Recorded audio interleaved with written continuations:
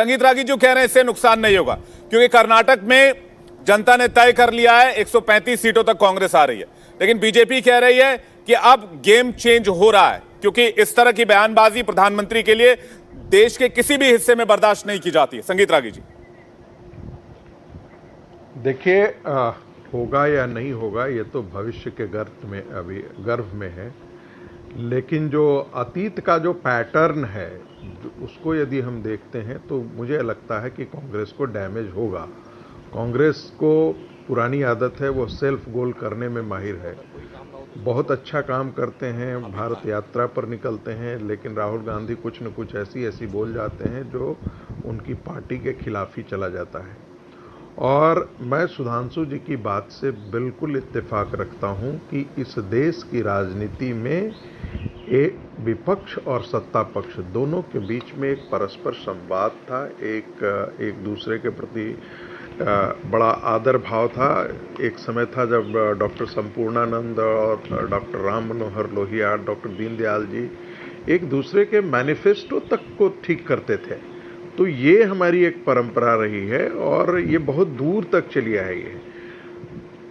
जो गिरावट आई जब से श्रीमती सोनिया गांधी ने अब कांग्रेस की बागडोर अपने हाथों में ली, उन्होंने पूरा परिवार पर केंद्रित कर दिया। और जब परिवारवादी पार्टियां बंद खड़ी होती हैं तो ध्यान रखिएगा, उनके जो इर्द गिर्द के लोग होते हैं, जो सत्ता के आसपास होते हैं या ब्यूरोक्रेसी में जो होते हैं, उनके दल के होते हैं, उनकी प्रतिबद्धता लोकतांत्रिक मूल्यों से ज़्यादा उस व्यक्ति के प्रति होती है जिनके आधार पर वो आश्रित रहते हैं उस पार्टी में बने रहने के लिए।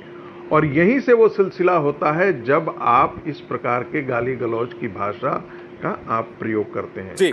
जहां तक कर्नाटक का चुनाव है तो मुझे लगता है कि कांग्रेस बहुत बार ऐसा हुआ है कि कांग्रेस जीतते जीतते हार गई है।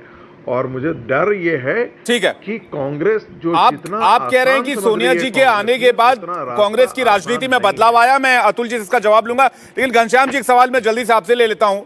सवाल यह है कि विपक्ष की आखिर ऐसी कौन सी मजबूरी है कि प्रधानमंत्री के लिए अपशब्द कहना ही पड़ रहा है?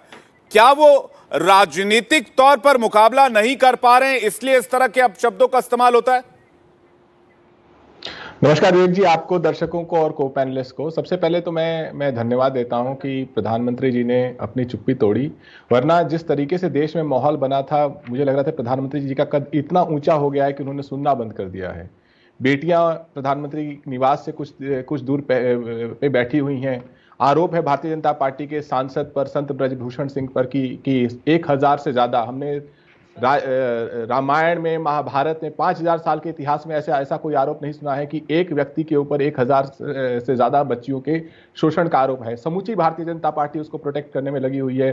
दिल्ली पुलिस, सुप्रीम कोर्ट को उठना पड़ता है, लेकिन प्रधानमंत्री की चुप्पी रहती है।